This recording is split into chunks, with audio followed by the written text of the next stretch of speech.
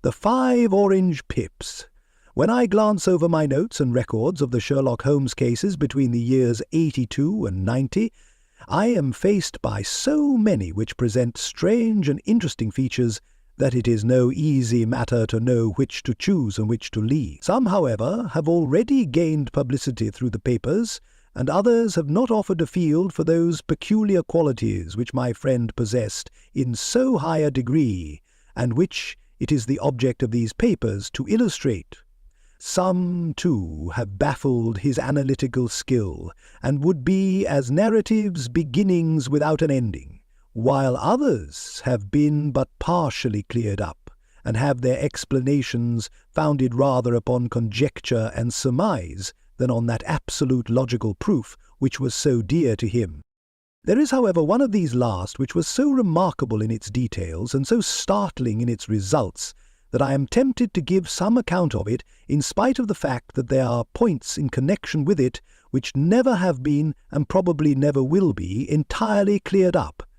The year 87 furnish us with a long series of cases of greater or less interest, of which I retain the records. Among my headings under this one, 12 months, I find an account of the adventure of the Paradol Chamber, of the Amateur Mendicant Society who held a luxurious club in the lower vault of a furniture warehouse, of the facts connected with the loss of the British bark Sophie Anderson, of the singular adventures of the Grice Pattersons in the island of Uffa, and finally of the Camberwell poisoning case. In the latter, as may be remembered, Sherlock Holmes was able, by winding up the dead man's watch, to prove that it had been wound up 2 hours before, and that therefore the deceased had gone to bed within that time, a deduction which was of the greatest importance in clearing up the case. All these I may sketch out at some future date, but none of them present such singular features as the strange train of circumstances which I have now taken up my pen to describe. It was in the latter days of September, and the equinoctial gales had set in with exceptional violence. All day the wind had screamed and the rain had beaten against the windows, so that even here in the heart of great handmade London we were forced to raise our minds for the instant from the routine of life and to recognize the presence of those great elemental forces which shriek at mankind through the bars of his civilization like untamed beasts in a cage. As evening drew in, the storm grew higher and louder, and the wind cried and sobbed like a child in the chimney. Sherlock Holmes sat moodily at one side of the fireplace, cross-dexing his records of crime, while I, at the other, was deep in one of Clark Russell's fine sea stories, until the howl of the gale from without seemed to blend with the text, and the splash of the rain to lengthen out into the long swash of the sea waves. My wife was on a visit to her mother's, and for a few days I was a dweller once more in my old quarters at Baker Street. "Really," said I, glancing up at my companion, "that was surely the bell. Who could come to-night? Some friend of yours, perhaps?" "Except yourself, I have none," he answered. "I do not encourage visitors." "A client, then?" If so, it is a serious case. Nothing less would bring a man out on such a day and at such an hour, but I take it that it is more likely to be some crony of the landlady's." Sherlock Holmes was wrong in his conjecture, however, for there came a step in the passage and a tapping at the door. He stretched out his long arm to turn the lamp away from himself and towards the vacant chair upon which a newcomer must sit. "Come in," said he. The man who entered was young, some 22 at the outside, well-groomed and trimly clad, with something of refinement and delicacy in his bearing. The streaming umbrella which he held in his hand, and his long shining waterproof, told of the fierce weather through which he had come. He looked about him anxiously in the glare of the lamp, and I could see that his face was pale and his eyes heavy, like those of a man who is weighed down with some great anxiety. "I owe you an apology," he said, raising his golden pince-nez to his eyes. "I trust that I am not intruding. I fear that I have brought some traces of the storm and rain into your snug chamber." "Give me your coat and umbrella," said Holmes. "They may rest here on the hook and will be dry presently. You have come up from the southwest, I see." "Yes, from Horsham. That clay and chalk mixture which I see upon your toe-caps is quite distinctive. I have come for advice. That is easily got, and help. That is not always so easy. "I have heard of you, Mr. Holmes. I heard from Major Prendergast how you saved him in the Tankerville Club scandal. Ah, of course. He was wrongfully accused of cheating at cards. He said that you could solve anything. He said too much. That you are never beaten. I have been beaten 4 times, 3 times by men and once by a woman. But what is that compared with the number of your successes? It is true that I have been generally successful. That you may be so with me. I beg that you will draw your chair up to the fire and favour me with some details as to your case. It is no ordinary one. None of those which come to me are. I am the last court of appeal. And yet I question, sir, whether in all your experience you have ever listened to a more mysterious and inexplicable chain of events than those which have happened in my own family. You fill me with interest, said Holmes. Pray give us the essential facts from the commencement, and I can afterwards question you as to those details which seem to me to be most important. The young man pulled his chair up and pushed his wet feet out towards the blaze. My name, said he, is John Openshaw, but my own affairs have, as far as I can understand, little to do with this awful business. It is a hereditary matter. So, in order to give you an idea of the facts, I must go back to the commencement of the affair.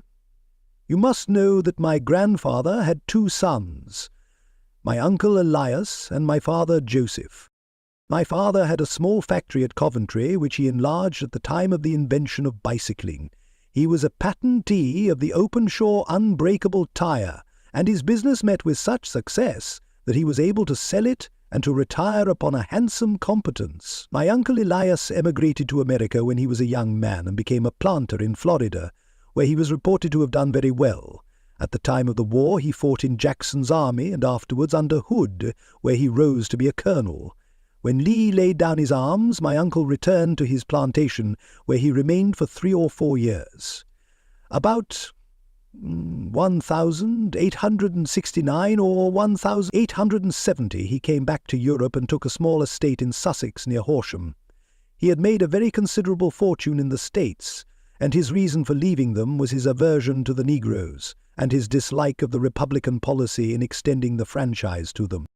He was a singular man, fierce and quick-tempered, very foul-mouthed when he was angry, and of a most retiring disposition. During all the years that he lived at Horsham, I doubt if ever he set foot in the town. He had a garden and 2 or 3 fields round his house, and there he would take his exercise, though very often for weeks on end he would never leave his room. He drank a great deal of brandy and smoked very heavily, but he would see no society and did not want any friends, not even his own brother. He didn't mind me. In fact, he took a fancy to me, for at the time when he saw me first, I was a youngster of 12 or so. This would be in the year 1878, after he had been 8 or 9 years in England. He begged my father to let me live with him, and he was very kind to me in his way. When he was sober, he used to be fond of playing backgammon and draughts with me, and he would make me his representative both with the servants and with the tradespeople, so that by the time that I was 16, I was quite master of the house. I kept all the keys and could go where I liked and do what I liked, so long as I did not disturb him in his privacy. There was one singular exception, however, for he had a single room, a lumber room up among the attics, which was invariably locked, and which he would never permit either me or anyone else to enter. With a boy's curiosity I have peeped through the keyhole, but I was never able to see more than such a collection of old trunks and bundles as would be expected in such a room. One day, it was in March 1883, a letter with a foreign stamp lay upon the table in front of the colonel's plate. It was not a common thing for him to receive letters, for his bills were all paid in ready money, and he had no friends of any sort. "From India," said he as he took it up. "Pondicherry postmark. What can this be?" Opening it hurriedly, out there jumped 5 little dried orange pips, which pattered down upon his plate. I began to laugh at this, but the laugh was struck from my lips at the sight of his face. His lip had fallen, his eyes were protruding, his skin the colour of putty, and he glared at the envelope which he still held in his trembling hand. "Cake, cake, cake!" he shrieked, and then, my God, my sins have overtaken me. "What is it, uncle?" I cried. "Death!" said he, and rising from the table he retired to his room, leaving me palpitating with horror. I took up the envelope and saw scrawled in red ink upon the inner flap, just above the gum, the letter K 3 times repeated. There was nothing else save the 5 dried pips. What could be the reason of his overpowering terror? I left the breakfast table, and as I ascended the stair I met him coming down with an old rusty key, which must have belonged to the attic, in one hand, and a small brass box, like a cash box, in the other. "They may do what they like, but I'll checkmate them still," said he with an oath. "Tell Mary that I shall want a fire in my room to-day, and send down to Fordham the Horsham lawyer." I did as he ordered, and when the lawyer arrived I was asked to step up to the room. The fire was burning brightly, and in the grate there was a mass of black, fluffy ashes, as of burned paper, while the brass box stood open and empty beside it. As I glanced at the box I noticed with a start that upon the lid was printed the treble K, which I had read in the morning upon the envelope. "I wish you, John," said my uncle, "to witness my will. I leave my estate, with all its advantages and all its disadvantages, to my brother your father, whence it will no doubt descend to you. If you can enjoy it in peace, well and good. If you find you cannot, take my advice, my boy, and leave it to your deadliest enemy. I am sorry to give you such two-edged thing, but I can't say what turn things are going to take. Kindly sign the paper where Mr. Fordham shows you." I signed the paper as directed, and the lawyer took it away with him. The singular incident made, as you may think, the deepest impression upon me, and I pondered over it, and turned it every way in my mind without being able to make anything of it. Yet I could not shake off the vague feeling of dread which it left behind, though the sensation grew less keen as the weeks passed, and nothing happened to disturb the usual routine of our lives. I could see a change in my uncle, however. He drank more than ever, and he was less inclined for any sort of society. Most of his time he would spend in his room, with the door locked upon the inside, but sometimes he would emerge in a sort of drunken frenzy, and would burst out of the house and tear about the garden with a revolver in his hand, screaming out that he was afraid of no man, and that he was not to be cooped up like a sheep in a pen by man or devil. When these hot fits were over, however, he would rush tumultuously in at the door and lock and bar it behind him, like a man who can brazen it out no longer against the terror which lies at the roots of his soul. At such times I have seen his face, even on a cold day, glisten with moisture, as though it were new raised from a basin. Now, to come to an end of the matter, Mr. Holmes, and not to abuse your patience, there came a night when he made one of those drunken sallies from which he never came back. We found him, when we went to search for him, face downward in a little green-scummed pool which lay at the foot of the garden. There was no sign of any violence, and the water was but 2 feet deep, so that the jury, having regard to his known eccentricity, brought in a verdict of suicide. But I, who knew how he winced from the very thought of death, had much ado to persuade myself that he had gone out of his way to meet it. The matter passed, however, and my father entered into possession of the estate, and of some P. Sawn 400 which lay to his credit at the bank. "One moment," Holmes interposed. "Your statement is, I foresee, one of the most remarkable to which I have ever listened. Let me have the date of the reception by your uncle of the letter, and the date of his supposed suicide." "The letter arrived on March 10, 1883. His death was 7 weeks later, upon the night of May 2nd. "Thank you. Pray proceed." "When my father took over the Horsham property, he, at my request, made a careful examination of the attic, which had been always locked up. We found the brass box there, although its contents had been destroyed. On the inside of the cover was a paper label with the initials of KKK repeated upon it, and letters, memoranda, receipts, and a register written beneath. These, we presume, indicated the nature of the papers which had been destroyed by Colonel Openshaw. For the rest, there was nothing of much importance in the attic save a great many scattered papers, and notebooks bearing upon my uncle's life in America. Some of them were of the war time, and showed that he had done his duty well, and had borne the repute of a brave soldier. Others were of a date during the reconstruction of the southern states, and were mostly concerned with politics, for he had evidently taken a strong part in opposing the carpet-bag politicians who had been sent down from the north. Well, it was the beginning of '84 when my father came to live at Horsham, and all went as well as possible with us until the January of '85.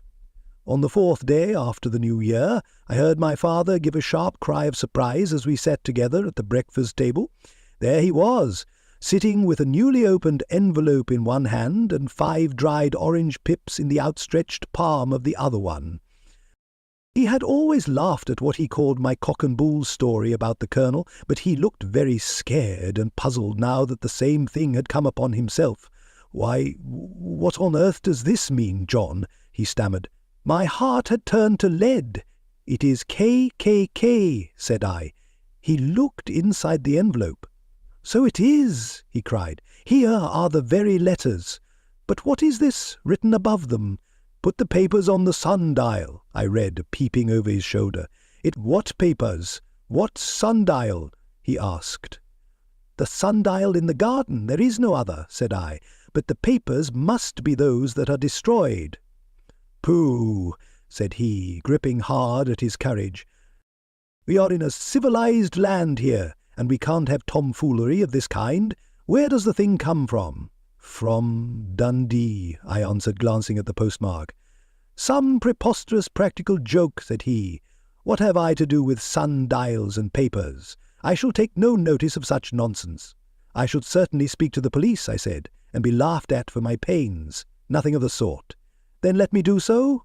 "No, I forbid you. I won't have a fuss made about such nonsense." It was in vain to argue with him, for he was a very obstinate man. I went about, however, with a heart which was full of forebodings. On the 3rd day after the coming of the letter, my father went from home to visit an old friend of his, Major Freebody, who is in command of one of the forts upon Portsdown Hill. I was glad that he should go, for it seemed to me that he was farther from danger when he was away from home. In that, however, I was in error. Upon the 2nd day of his absence, I received a telegram from the Major, imploring me to come at once. My father had fallen over one of the deep chalk pits which abound in the neighbourhood, and was lying senseless with a shattered skull. I hurried to him, but he passed away without having ever recovered his consciousness. He had, as it appears, been returning from Fareham in the twilight, and as the country was unknown to him and the chalk pit unfenced, the jury had no hesitation in bringing in a verdict of death from accidental causes. Carefully as I examined every fact connected with his death, I was unable to find anything which could suggest the idea of murder. There were no signs of violence, no footmarks, no robbery, no record of strangers having been seen upon the roads. And yet I need not tell you that my mind was far from at ease, and that I was well nigh certain that some foul plot had been woven round him. In this sinister way I came into my inheritance. You will ask me why I did not dispose of it. I answer because I was well convinced that our troubles were in some way dependent upon an incident in my uncle's life, and that the danger would be as pressing in one house as in another. It was in January '85 that my poor father met his end, and 2 years and 8 months have elapsed since then. During that time I have lived happily at Horsham, and I had begun to hope that this curse had passed away from the family, and that it had ended with the last generation. I had begun to take comfort too soon, however. Yesterday morning the blow fell in the very shape in which it had come upon my father. The Bolmer Mayor book. The young man took from his waistcoat a crumpled envelope, and turning to the table he shook out upon it 5 little dried orange pips. "This is the envelope," he continued. "The postmark is London, Eastern Division. Within are the very words which were upon my father's last message, KKK, and then put the papers on the sundial." "What have you done?" asked Holmes. "Nothing." "Nothing?" To tell the truth," he sank his face into his thin white hands, "I have felt helpless. I have felt like one of those poor rabbits when the snake is writhing towards it. I seem to be in the grasp of some resistless, inexorable evil, which no foresight and no precautions can guard against." "Tut, tut," cried Sherlock Holmes. "You must act, man, or you are lost. Nothing but energy can save you. This is no time for despair. I have seen the police. Ah, but they listened to my story with a smile. I am convinced that the inspector has formed the opinion that the letters are all practical jokes, and that the deaths of my relations were really accidents, as the jury stated, and were not to be connected with the warnings." Holmes shook his clenched hands in the air. "Incredible imbecility," he cried. "They have, however, allowed me a policeman who may remain in the house with me. Has he come with you tonight?" "No. His orders were to stay in the house."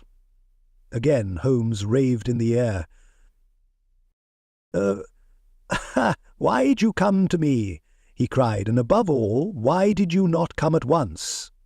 "I did not know. It was only today that I spoke to Major Prendergast about my troubles, and was advised by him to come to you." "It is really 2 days since you had the letter. We should have acted before this. You have no further evidence, I suppose, than that which you have placed before us? No suggestive detail which might help us?" "There's one thing," said John Openshaw. He rummaged in his coat pocket, and drawing out a piece of discoloured, blue-tinted paper, he laid it out upon the table. "I have some remembrance," said he, "that on the day when my uncle burned the papers, I observed that the small unburned margins which lay amid the ashes were of this particular colour. I found this single sheet upon the floor of his room, and I am inclined to think that it may be one of the papers which has, perhaps, fluttered out from among the others, and in that way has escaped destruction. Beyond the mention of Pip's, I do not see that it helps us much. I think myself that it is a page from some private diary. The writing is undoubtedly my uncle's." Holmes moved the lamp, and we both bent over the sheet of paper, which showed by its ragged edge that it had indeed been torn from a book. It was headed March 1869, and beneath were the following enigmatical notices. 4th. Hudson came, same old platform. 7th. Set the pips on Macaulay Paramore and John Swain. Of St. Augustine 9th. Macaulay cleared. 10th. John Swain cleared. 12th. Visited Paramore. All well." "Thank you," said Holmes, folding up the paper and returning it to our visitor. "And now you must on no account lose another instant. We cannot spare time even to discuss what you have told me. You must get home instantly and act." "What shall I do?" "There is but one thing to do. It must be done at once. You must put this piece of paper which you have shown us into the brass box which you have described. You must also put in a note to say that all the other papers were burned by your uncle, and that this is the only one which remains.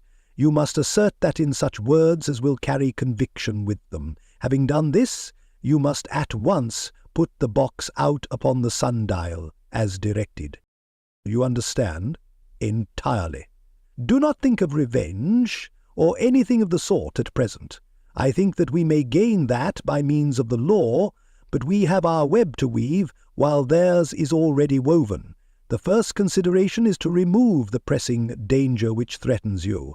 The second is to clear up the mystery and to punish the guilty parties. I thank you, said the young man, rising and pulling on his overcoat. You have given me fresh life and hope. I shall certainly do as you advise. You do not lose an instant, and above all take care of yourself in the meanwhile, for I do not think that there can be a doubt that you are threatened by a very real and imminent danger. How do you go back? By train from Waterloo. It is not yet 9. The streets will be crowded, so I trust that you may be in safety, and yet you cannot guard yourself too closely. I am armed. That is well. Tomorrow I shall set to work upon your case. I shall see you at Horsham then.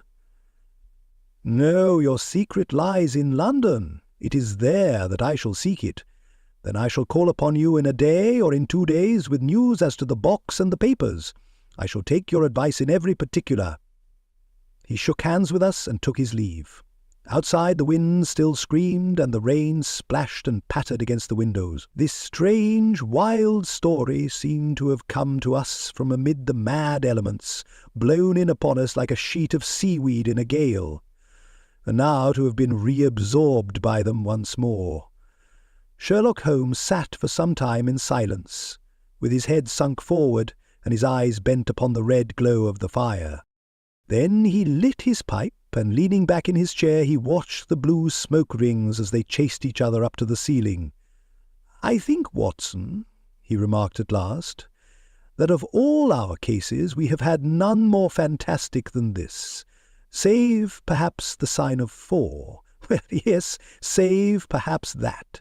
And yet this John Openshaw seems to me to be walking amid even greater perils than did the Sholtos. But have you," I asked, "formed any definite conception as to what these perils are?" "There can be no question as to their nature," he answered. "Then what are they? Who is this KKK, and why does he pursue this unhappy family?" Sherlock Holmes closed his eyes and placed his elbows upon the arms of his chair, with his fingertips together. "The ideal reasoner," he remarked, "would, when he had once been shown a single fact in all its bearings, deduce from it not only all the chain of events which led up to it, but also all the results which would follow from it.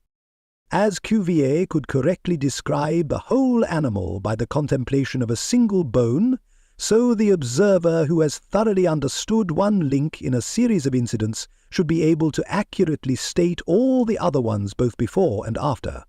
We have not yet grasped the results which the reason alone can attain to. Problems may be solved in the study which have baffled all those who have sought a solution by the aid of their senses.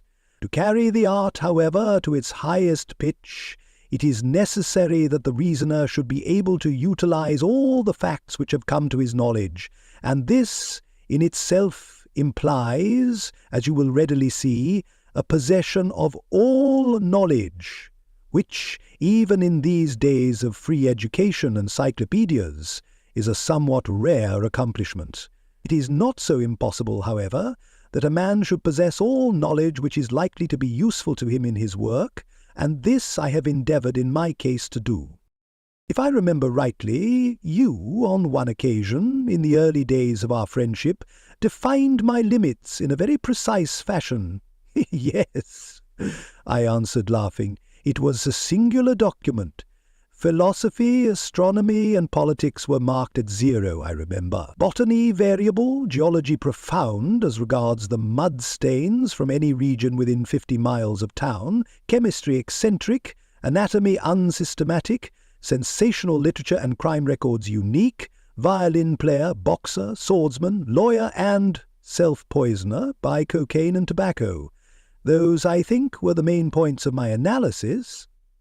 Holmes grinned at the last item. "Well," he said, "I say now, as I said then, that a man should keep his little brain attic stocked with all the furniture that he is likely to use, and the rest he can put away in the lumber room of his library, where he can get it if he wants it. Now, for such a case as the one which has been submitted to us tonight, we need certainly to muster all our resources. Kindly hand me down the letter K of the American Encyclopedia which stands upon the shelf beside you. Thank you. Now, let us consider the situation and see what may be deduced from it. In the first place, we may start with a strong presumption that Colonel Openshaw had some very strong reason for leaving America.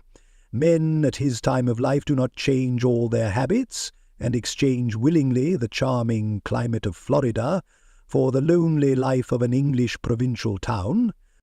His extreme love of solitude in England suggests the idea that he was in fear of someone or something, so we may assume as a working hypothesis that it was fear of someone or something which drove him from America.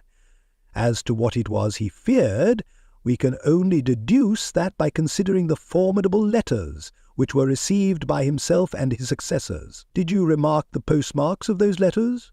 The first was from Pondicherry, the second from Dundee, and the third from London. From East London. What do you deduce from that? They are all seaports. That the writer was on board of a ship. Excellent. We have already a clue. There can be no doubt that the strong probability, is that the writer was on board of a ship. And now let us consider another point. In the case of Pondicherry, 7 weeks elapsed between the threat and its fulfillment. In Dundee, it was only some 3 or 4 days. Does that suggest anything? A greater distance to travel. But the letter had also a greater distance to come. Then I do not see the point. There is at least a presumption that the vessel in which the man or men are is a sailing ship. It looks as if they always send their singular warning or token before them when starting upon their mission. You see how quickly the deed followed the sign when it came from Dundee. If they had come from Pondicherry in a steamer, they would have arrived almost as soon as their letter. But, as a matter of fact, 7 weeks elapsed. I think that those 7 weeks represented the difference between the mail boat which brought the letter and the sailing vessel which brought the writer. It is possible. More than that, it is probable. And now you see the deadly urgency of this new case, and why I urged young Openshaw to caution. The blow has always fallen at the end of the time which it would take the senders to travel the distance. But this one comes from London, and therefore we cannot count upon delay. Good God, I cried. What can it mean, this relentless persecution? The papers which Openshaw carried are obviously of vital importance to the person or persons in the sailing ship. I think that it is quite clear that there must be more than one of them. A single man could not have carried out 2 deaths in such a way as to deceive a coroner's jury. There must have been several in it, and they must have been men of resource and determination. Their papers they mean to have, be the holder of them who it may. In this way, you see, KKK ceases to be the initials of an individual and becomes the badge of a society. But of what society? Have you never, said Sherlock Holmes, bending forward and sinking his voice, have you never heard of the Ku Klux Klan? I never have. Holmes turned over the leaves of the book upon his knee. Here it is, said he presently. A name derived from the fanciful resemblance to the sound produced by cocking a rifle. This terrible secret society was formed by some ex-Confederate soldiers in the southern states after the Civil War, and it rapidly formed local branches in different parts of the country, notably in Tennessee, Louisiana, the Carolinas, Georgia, and Florida. Its power was used for political purposes, principally for the terrorizing of the Negro voters and the murdering and driving from the country of those who were opposed to its views. Its outrages were usually preceded by a warning sent to the marked man in some fantastic but generally recognized shape, a sprig of oak leaves in some parts, melon seeds or orange pips in others. On receiving this, the victim might either openly abjure his former ways or might fly from the country. If he braved the matter out, death would unfailingly come upon him, and usually in some strange and unforeseen manner. So perfect was the organization of the society, and so systematic its methods, that there is hardly a case upon record where any man succeeded in braving it with impunity, or in which any of its outrages were traced home to the perpetrators. For some years the organization flourished in spite of the efforts of the United States government and of the better classes of the community in the South. Eventually, in the year 1869, the movement rather suddenly collapsed, although there have been sporadic outbreaks of the same sort since that date. You will observe, said Holmes, laying down the volume, that the sudden breaking up of the society was coincident with the disappearance of Openshaw from America with their papers. It may well have been cause and effect. It is no wonder that he and his family have some of the more implacable spirits upon their track. You can understand that this register and diary may implicate some of the first men in the South, and that there may be many who will not sleep easy at night until it is recovered. Then the page we have seen is such as we might expect. It ran, if I remember right, sent the pips to A, B, and C. That is, sent the society's warning to them. Then there are successive entries that A and B cleared or left the country, and finally that C was visited, with, I fear, a sinister result for C. Well, I think, Doctor, that we may let some light into this dark place, and I believe that the only chance young Openshaw has in the meantime is to do what I have told him. There is nothing more to be said or to be done tonight, so hand me over my violin and let us try to forget for half an hour the miserable weather and the still more miserable ways of our fellow men. It had cleared in the morning, and the sun was shining with a subdued brightness through the dim veil which hangs over the great city. Sherlock Holmes was already at breakfast when I came down. "You will excuse me for not waiting for you," said he. "I have, I foresee, a very busy day before me in looking into this case of young Openshaw's."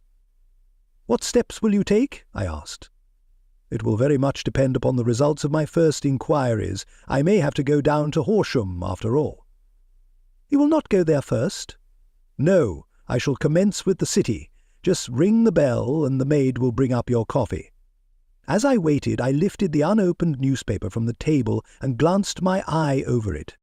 It rested upon a heading which sent a chill to my heart. "Holmes," I cried, "you are too late." "Ah," said he, laying down his cup. "I feared as much.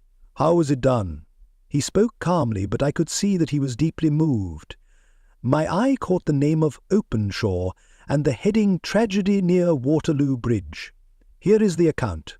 "Between 9 and 10 last night, Police Constable Cook of the H Division, on duty near Waterloo Bridge, heard a cry for help and a splash in the water. The night, however, was extremely dark and stormy, so that in spite of the help of several passers-by, it was quite impossible to effect a rescue.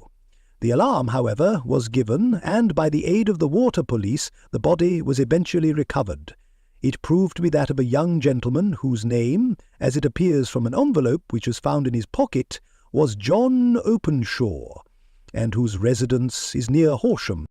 It is conjectured that he may have been hurrying down to catch the last train from Waterloo Station, and that in his haste and the extreme darkness he missed his path and walked over the edge of one of the small landing places for river steamboats. The body exhibited no traces of violence, and there can be no doubt that the deceased had been the victim of an unfortunate accident which should have the effect of calling the attention of the authorities to the condition of the riverside landing stages." We sat in silence for some minutes, Holmes more depressed and shaken than I had ever seen him. "That hurts my pride, Watson," he said at last. "It is a petty feeling, no doubt, but it hurts my pride. It becomes a personal matter with me now, and if God sends me health, I shall set my hand upon this gang. That he should come to me for help, and that I should send him away to his death." He sprang from his chair and paced about the room in uncontrollable agitation, with a flush upon his sallow cheeks and a nervous clasping and unclasping of his long, thin hands. "They must be cunning devils," he exclaimed at last. "How could they have decoyed him down there?